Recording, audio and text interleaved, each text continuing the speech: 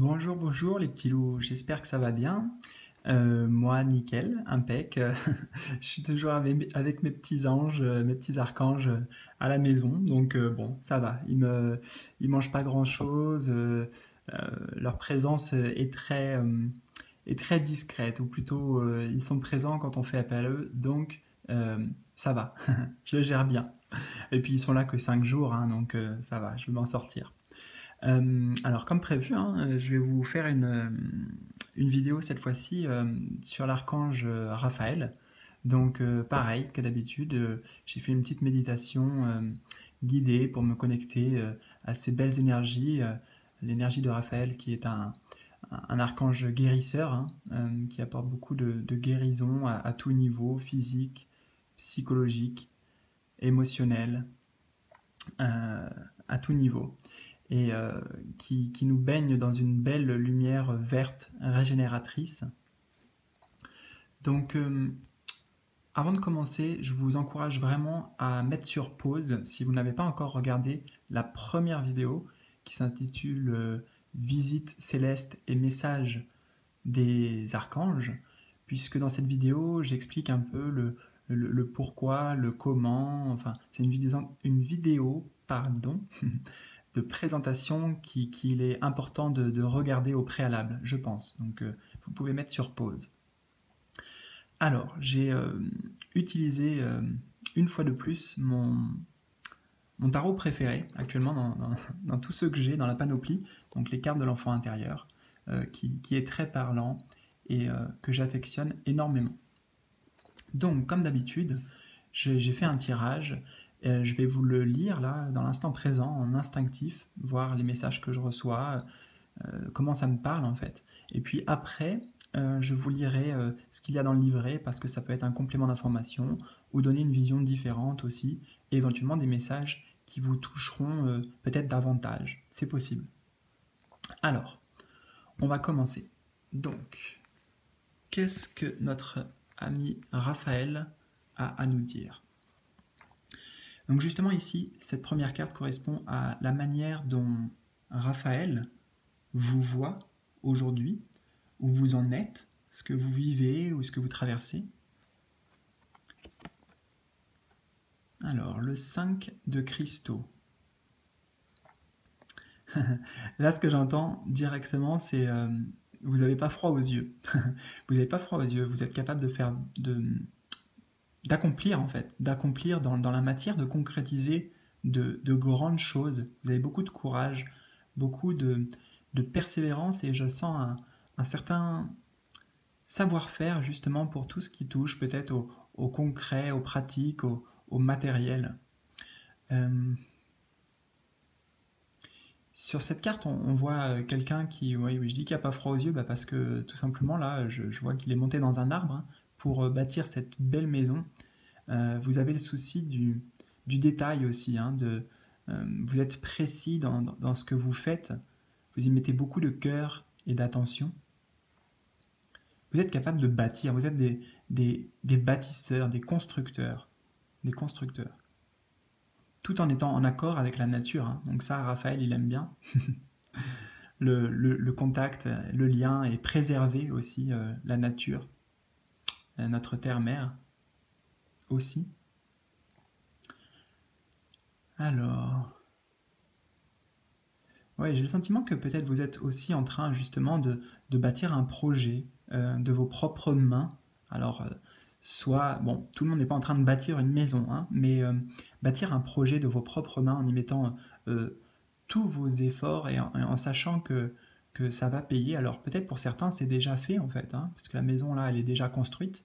Donc, il n'y a plus que les derniers détails à peaufiner. Donc, peut-être que, en effet, vous avez déjà fait beaucoup, beaucoup d'efforts et de chemin par rapport à tout ça. Et il sera bientôt temps de profiter du spectacle et du travail accompli, du beau travail accompli. Je sens que vous avez beaucoup de ressources en fait, de ressources intérieures, beaucoup de force, d'énergie dans ce que vous entreprenez, tout simplement. Alors, on va voir ce que nous dit le livre. Alors, le c'est le 5, ouais. 5 de cristaux. Alors, il faut que je cherche, puisque je lis jamais le livre. Alors, donc, voilà, je vous laisse regarder. Mettez sur pause si vous voulez tout lire. Je ne vais pas tout lire, hein. Je vais commencer, tiens, à partir de l'étoile à 5 branches. J'en ai pas parlé. D'ailleurs, l'étoile, bon, ce symbole, en fait, pour moi, ça représente beaucoup de choses. C'est un symbole très spirituel qui symbolise à sa manière l'univers. Pour ceux que ça intéresse, je vous invite à regarder ce que les kabbalistes peuvent en dire. Je connais un livre notamment qui m'a, à mes débuts, on va dire, qui m'a pas mal aidé et ouvert ma vision sur l'univers. C'est, alors, ça y est, je voulais le dire et je l'ai plus. Alors c'est un livre de Eliphas Lévi, Eliphas Eliphas Lévi, plus loin, donc Levi ou Levy. Et c'est bizarre, j'ai un trou. Bon, je vais pas aller le chercher, il est pas loin, mais je vais pas aller le chercher. D'ailleurs, il est pas loin dans ma tête aussi. Est-ce que je peux aller le chercher dans ma tête? Eliphas Lévi. La magie. Ah, je sais plus. Désolé. Je vous le mettrai en commentaire éventuellement. Je vous mettrai en commentaire.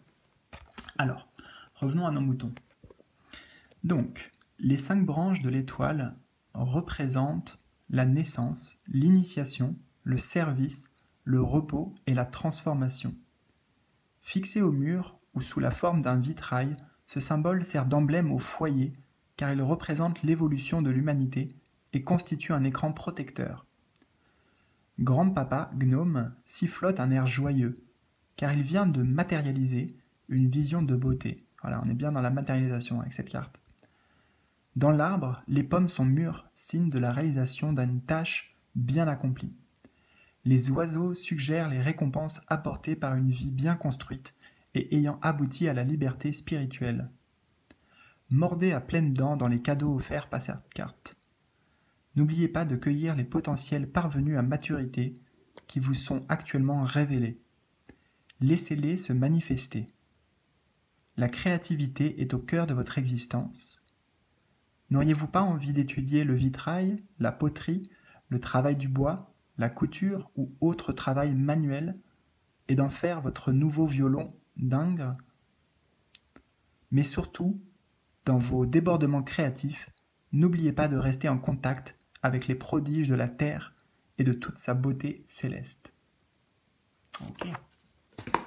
Ok. Merci Raphaël. Ah oui, parce que bon, les messages ils s'adressent à moi aussi, donc merci.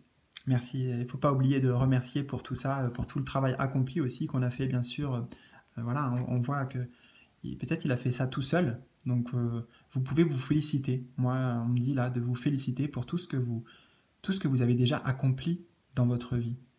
Et des fois, on est trop centré sur nos objectifs à long terme, nos rêves qui ne sont pas encore réalisés, mais regardez la beauté déjà, la beauté de tout ce que vous avez fait.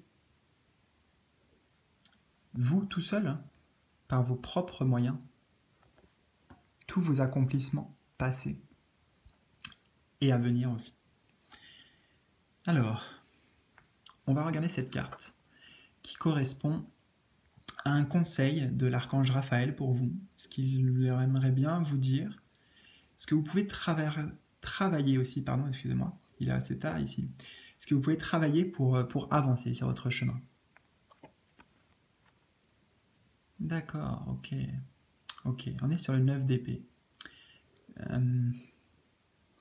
Pour moi ici, c'est de vous débarrasser de vos peurs.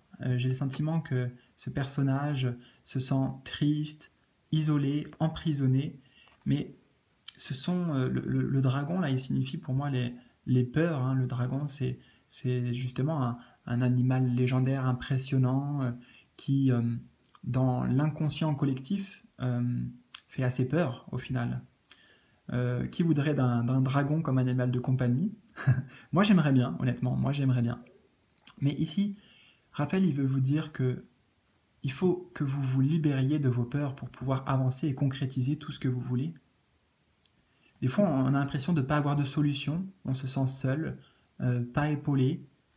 Mais on est dans le domaine des épées. Les épées, c'est le mental qui nous emprisonne. Ce sont nos peurs qui nous emprisonnent. Et d'ailleurs, pourquoi ne pas voir les choses sous un autre angle? Vous voyez, ce personnage, on a l'impression qu'il n'a aucun échappatoire, qu'il ne peut rien faire. Mais si, au lieu de garder ses épées comme une prison, voire comme une protection aussi, j'entends une protection par rapport à l'extérieur, vous pourriez prendre ces épées pour vous en servir pour combattre le dragon, pour combattre vos peurs, et non pas rester enfermé. Vous voyez, c'est comme un levier, c'est juste voir les choses différemment aussi. Ouais. Ok, on va regarder ce que nous dit le livre. Alors, les épées. On est sur le 9 d'épée. Alors, quand ce garçon sera prêt à relever les yeux et à faire face au dragon, il réalisera que cette bête est un puissant aspect de lui-même qu'il n'a pas encore intégré. Ah ouais, c'est pas mal. C'est pas mal, parce que je suis bien en accord avec le livret aussi. Donc j'ai pas lu, hein, donc je découvre les cartes en même temps que vous. Enfin, les explications. Le nombre 9 indique un achèvement en numérologie. Les vieilles pensées sont prêtes à se dissiper. Le moment venu, les épées tomberont, une à une, au fur et à mesure que l'enfant s'ouvrira au dragon et le laissera entrer en posant sur lui un regard aimant. Les épées doivent néanmoins être honorées, car ce sont elles qui le protègent de la souffrance et de la sagesse qu'il n'est pas encore prêt à absorber. Dans le symbolisme des taoïstes chinois, le dragon est vénéré comme un esprit qui montre la voie. Partez en quête du dragon imaginatif qui réside en vous et laissez-le vous guider vers une nouvelle vision de vos objectifs futurs. Prenez conscience de la façon dont vous vous construisez une armure avec des pensées limitantes, tout à fait, ou des idées rigides, je dis tout à fait pour moi. Pourtant, j'en ai enlevé des barrières, je peux vous le dire. J'en ai enlevé des épées, mais bon, il en reste toujours quelques-unes de plantées. Acceptez de mettre un terme au cycle de l'emprisonnement en vous, ouvrant délicatement et avec amour à une vision plus large de votre vie. Ouais, vous pouvez vraiment vous libérer de tout ça. D'ailleurs, je regarde l'autre, le 10 d'épée, en fait, on retrouve le dragon et on retrouve un personnage qui, cette fois-ci, encercle ses peurs, il se sert de ses épées, vous voyez. Il se sert des épées pour encercler le dragon et mettre de côté ces schémas répétitifs peut-être que vous avez dans votre vie aujourd'hui qui vous limitent. C'est une autre perspective, c'est un total revirement de situation entre là et là.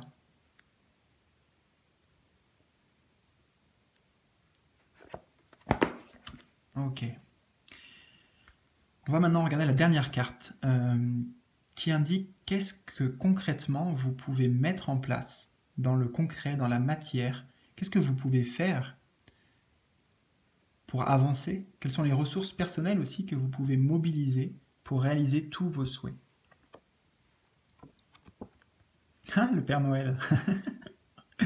Le Père Noël, eh bien écoutez, mais peut-être faire une liste déjà de vos demandes, de vos objectifs concrets, savoir ce que vous voulez vraiment dans la vie.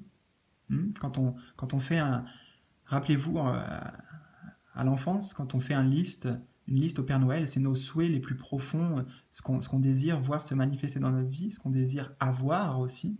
On peut avoir, il n'y a pas de problème à avoir. Bon, c'est bien d'être surtout, mais avoir c'est bien aussi.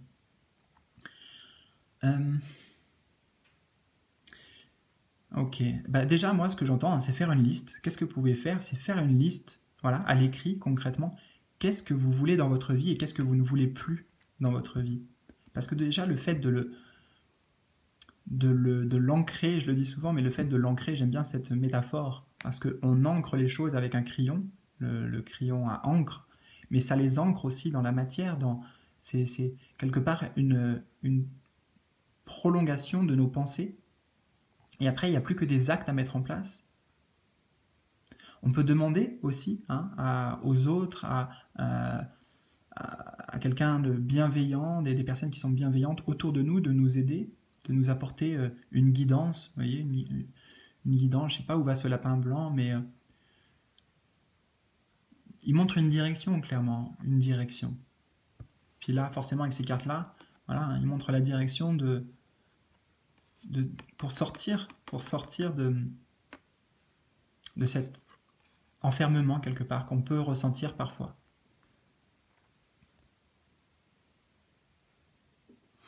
Je pense qu'aussi au niveau des ressources personnelles que vous avez, c'est que tout le monde peut être le Père Noël, tout le monde peut faire des cadeaux, être dans la bienveillance, vraiment dans la bienveillance. Vous savez, quand on fait un cadeau à quelqu'un, bien, quand on le fait avec le cœur, justement, on se fait un cadeau à soi-même aussi.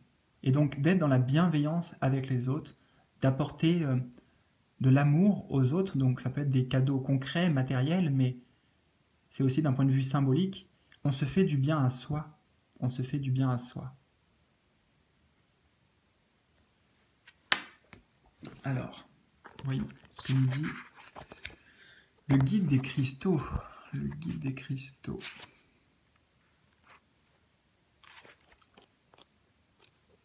Alors, le guide, c'est le dernier. C'est un personnage important.